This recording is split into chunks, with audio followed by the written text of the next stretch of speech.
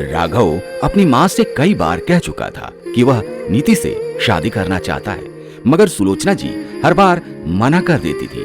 वजह बस इतनी सी थी दोस्तों कि नीति एक अनाथ लड़की थी, माँ बाप के सहाय के बिना पली एक लड़की जो राघव की सहकर्मी भी थी। आखिरकार जब कोशिश नाकाम रही तो राघव ने कोर्ट में जाकर नीति से शादी कर ली। जब घर लौटे तो माँ का चेहरा देखकर ही माहौल समझ आ गया था। राघव, ये तुम्हारी पत्नी हो सकती है पर मेरी बहू कभी नहीं। सुलोचना जी तीर सा वाक्य छोड़कर अपने कमरे में चली गई। अगली सुबह, माँ जी चाय लाई हूं, नीति धीमे स्वर में बोली और कप थामे उनके कमरे के दरवाजे पर खड़ी हो गई। सुलोचना जी ने कप तो ले लिया पर जहर घोलते शब्दों में बोली, मैं तुझ जैसी अनाथ की मां नहीं हूं। मेरे बेटे को तो तूने फंसा लिया लेकिन मुझे नहीं फंसा पाएगी। नीति की आंखें डबडबा गई थी पर होठों पर मुस्कान बनाए बोली, आप ही बताइए माँ जी, अपने पति की मां को और क्या कहें? अगर मां ना कहे तो? सुलोचना जी उसकी मुस्कुराती मासूमियत देखकर चुप रह गई, मगर उनका दिल अभी भी पिघला नहीं था। समय बीतता गया। नीति रोज कोशिश करती, बातों से, सेवा से, मुस्कान से, लेकिन सुलोचना जी का व्यवहार कठोर ही बना रहा। नीति मुस्कुराती रही पर अकेले में आंसू से तकिया भी भिगोती रही, लेकिन कभी राघव से कुछ कहा नहीं। एक दिन फिर किसी बात पर सुलोचना जी ने बुरा भला कह डाला। राघव ने जब नीति का बुझा चेहरा देखा तो रहा नहीं गया। क्यों सह रही हो सब कुछ?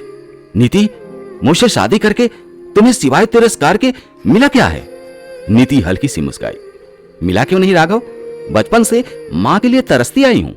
स्कूल में जब सबकी माँ आती थी मैं बस दूर खड़ी होकर देखती थी और ईश्वर से शिकायत करती थी। अब देखो उन्होंने माँ दे दी है, सास के रूप में ही सही।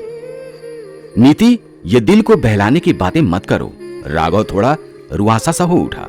तुम भी जानती हो माँ तुम्हें बहू नहीं मानती, नहीं इंसान, और तुम्हें लगता है कि मैं कुछ नहीं जानता। नीति का चेहरा थोड़ा गंभीर हो गया। राघव, मैं माँ की बहू नहीं बेटी बनना चाहती हूँ, इसलिए वो मुझे कुछ भी कहें मैं उफ नहीं करूंगी, क्योंकि इस अनाथ को एक माँ चाहिए और तुम माँ और बेटी के बीच में मत आया करो। मेरी माँ बहुत अच्छी है, बस थोड़ी नाराज हैं। तुम्हारी शादी को लेकर कुछ सपने रहे होंगे उनके, जो शायद मेरी वजह से टूट गए। यह सब बातें सुलोचना जी बाहर खड़ी होकर सुन रही थी। हर शब्द उन्हें भीतर तक चीर गया। ये लड़की माँ का प्यार पाने के लिए इतना सह रही है और सिर्फ मैं इसे ठुकरा रही हूँ, जबकि दोष इसका नहीं। शादी तो मेरे बेटे ने की है ना। उनकी आंखों में आंसू थे, भीतर कुछ पिघल रहा था।